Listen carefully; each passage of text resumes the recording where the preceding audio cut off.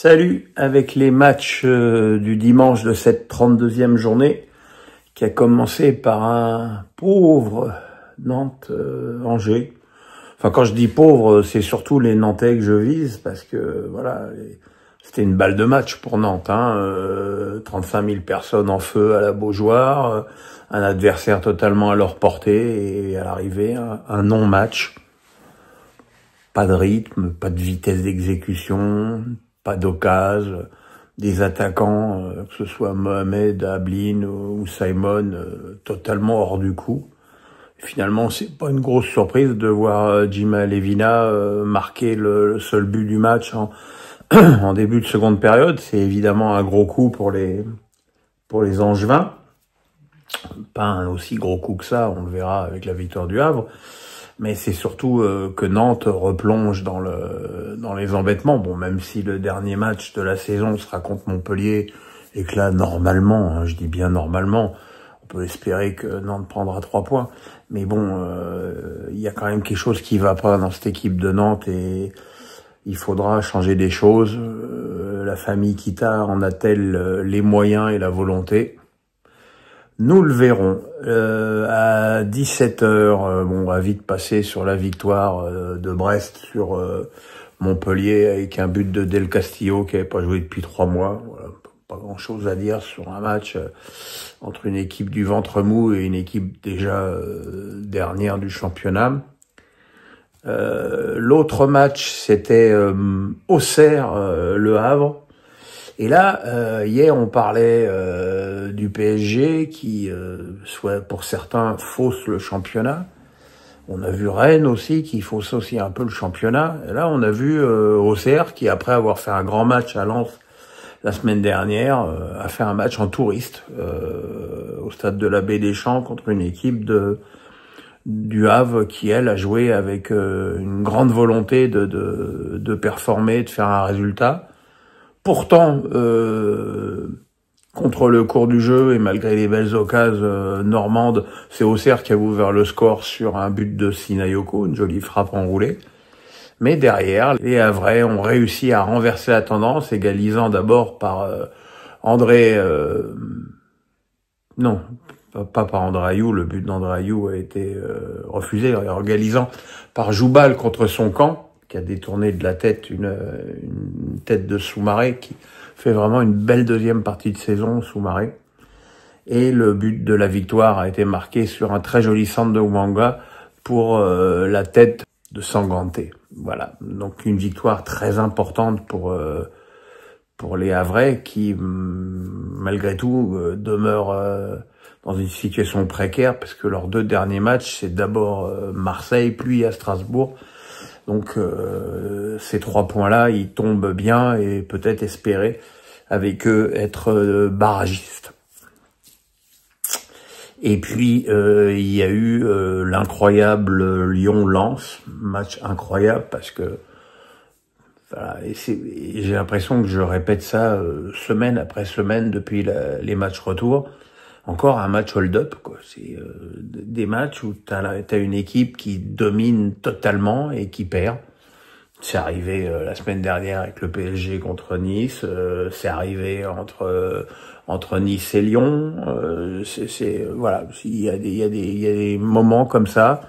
Les Lyonnais se sont créés une foule d'occasions qu'ils n'ont pas d'ailleurs très bien négociées, notamment sur les centres.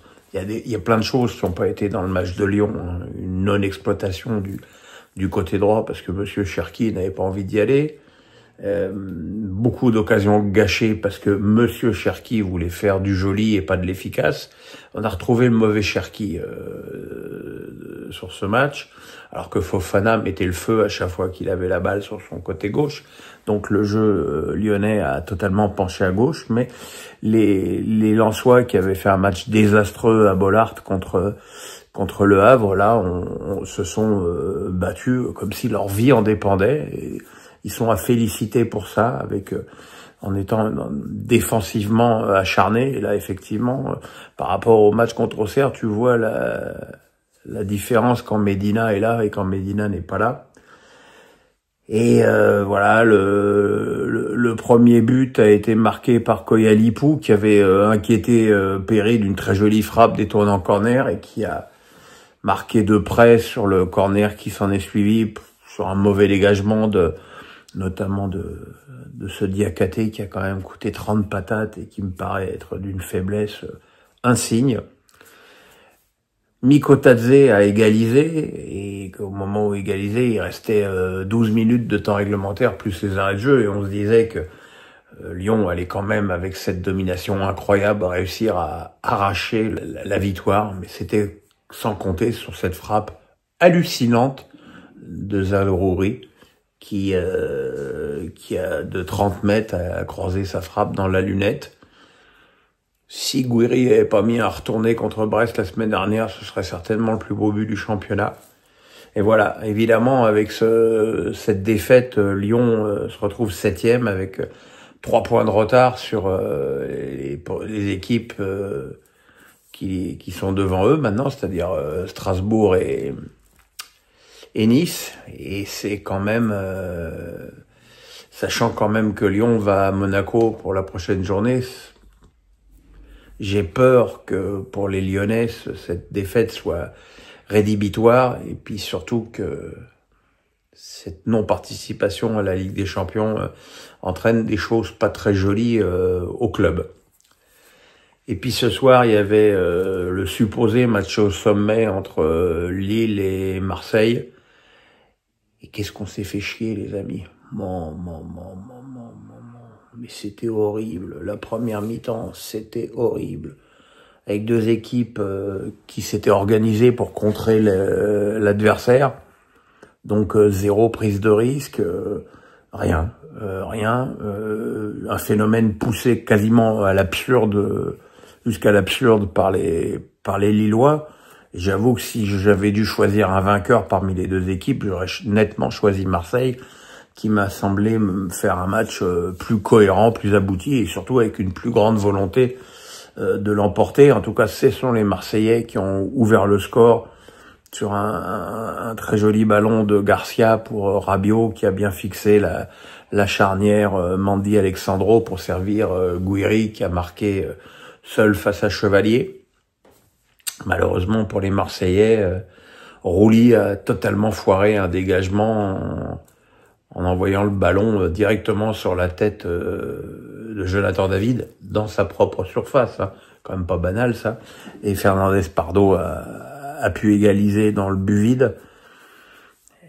J'ai pas senti que Marseille était prêt derrière à prendre les risques nécessaires pour faire basculer une deuxième fois la rencontre. C'est dommage parce que jamais j'ai senti une volonté offensive du côté des nordistes, qui ont vraiment fait un match de gagne petit, et c'est décevant, même si effectivement au niveau du score, ce match nul n'est pas une mauvaise opération pour eux, mais bon, j'attendais autre chose d'une équipe du LOSC qui m'a quand même bien plus souvent régalé cette saison que ce qu'ils ont montré ce soir.